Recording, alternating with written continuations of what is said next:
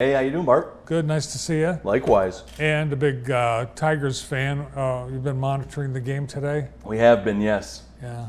Yep, it's happening as we speak. I'm assuming we're ahead many, many runs at this Let's point. hope. Let's hope. Don't turn away. Don't turn away.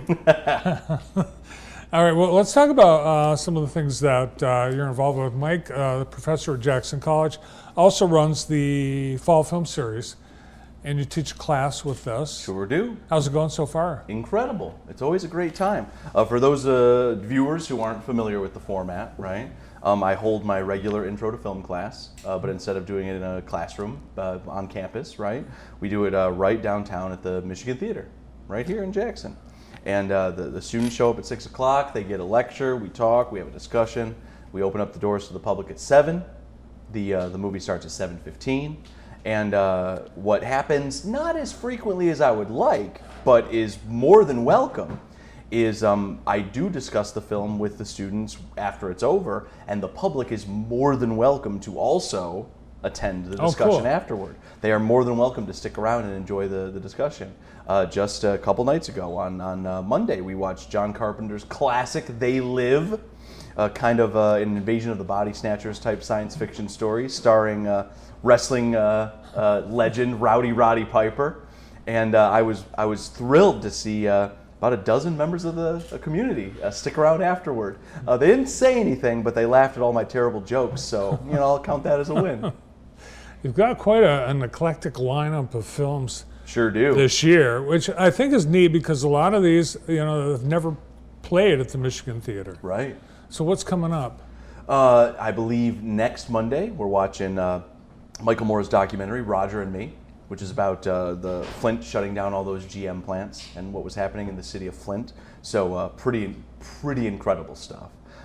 It was one of his first documentaries, and it really shows his mode of documentary filmmaking, where he wasn't afraid to show the dirt, show the truth, show how things aren't as great as we think they are, but always through a comedic lens. They're enjoyable films to watch. The themes hit hard. The reality hits hard. They're sad, but they're told in a way that's kind of a dark humor kind of a way that really, it's just really effective stuff. Really great. So each week you try to have a theme, with your movie, right? Sure. I usually stick to time periods, right? And I just want to move through time periods, right? And so I try to start at the beginning, right? The first film we watched was Metropolis from 1927, a German silent picture. And then we moved through the 40s and the 50s and the 60s. We watched Planet of the Apes a couple weeks ago, right? And like I said, They Live this Monday, and then this upcoming Monday, Roger and Me. I think the Monday after that, Gattaca, which is another science fiction picture about genetic engineering and the choices we make as people. And I'd like to say that this year, it's not really a theme per film, but it's more an overarching theme. I feel like all of the films that I've chosen share a handful of the same ideas and thoughts about what it is to be human.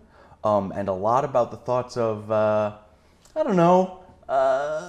methods and organizations of control, perhaps, is kind of one of the overwhelming themes. But I kind of want, I want to keep my cards a little close to the chest right now, because I don't want to give away everything. All right. Well, you have, I know, a fondness for science fiction. Right, and horror, and you know me. You know me too well, Bart. Yeah. And so right now, there's a series that has been playing for about a month by Noah Hawley, which, no relation, but right. I happen to be a fan of Noah's work, particularly the Fargo series. Fargo show, yep.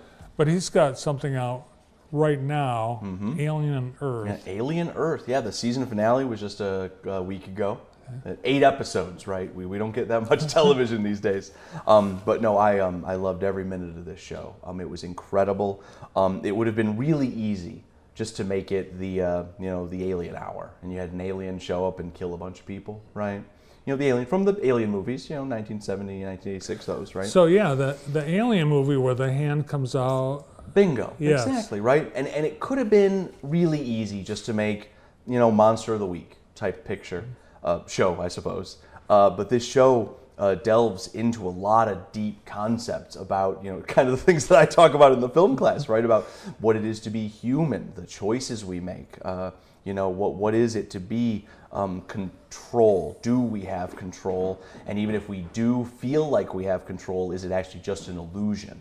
And just a lot of deep themes that of course, I once had a college professor who told me this, and now I'm a college professor telling my students this, is that there's no such thing as a science fiction film that's actually about the future. The future is just set decoration. Science fiction movies are about the present. And so if a science fiction movie is addressing, some kind of an idea or a societal issue or a problem, it's not made up. They're talking about the present. It's just a lot easier to talk about current events and current issues through the lens of something fantastic and not real, right? That's the foundation of satire. So this series, Alien Earth, it's 100 years in the future. Yeah, 100 years in the future, yeah. Right. Does it happen before or after the Alien movie?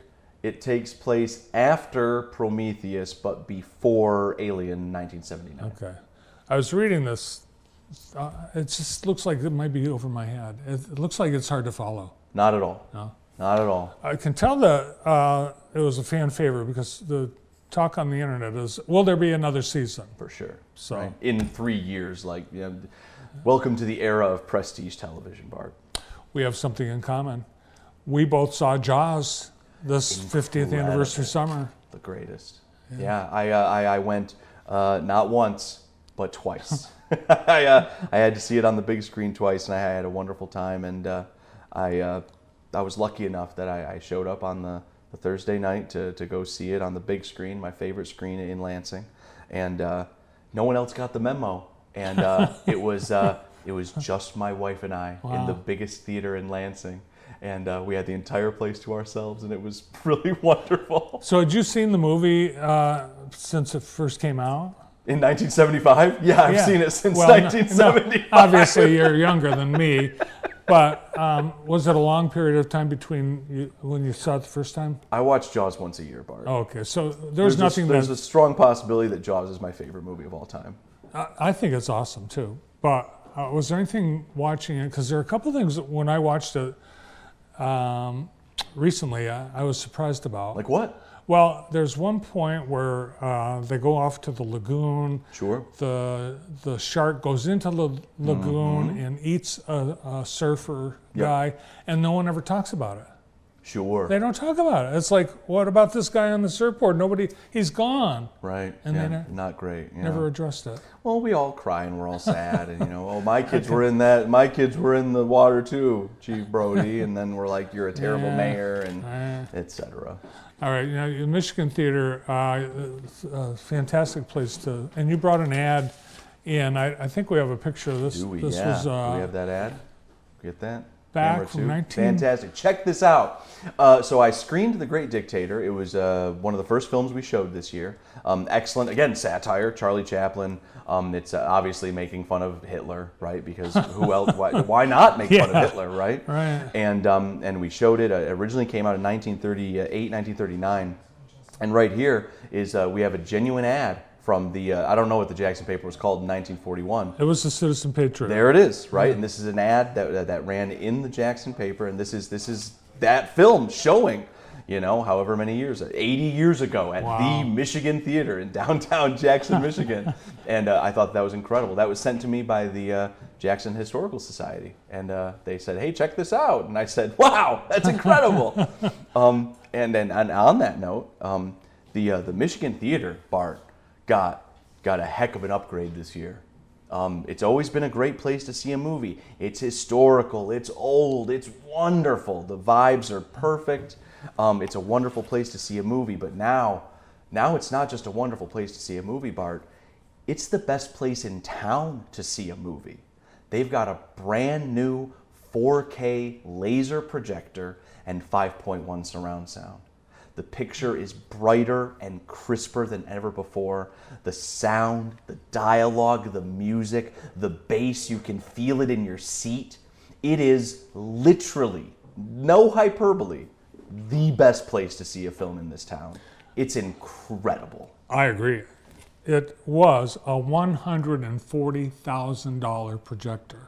Thanks to viewers like you. Yes. Donations, et cetera, right? The committee, the association, right? And it's wow, it is an incredible upgrade. There's a handful of films that I've been holding back the film series because some of them were a little too dark or maybe had some muddy dialogue. Now, no holds barred now. I can tell you right now, sneak preview, fall 2026, Alien is going to be on the list, 1979 for sure. I knew that was coming. It's going to be incredible. I've always been excited to teach a film class in a genuine movie theater. I've never been more excited. It is incredible in there. Awesome. Mike, thanks for coming in. Good to see you. Always a pleasure, Bart. Our film expert, entertainment correspondent, Mike Marra.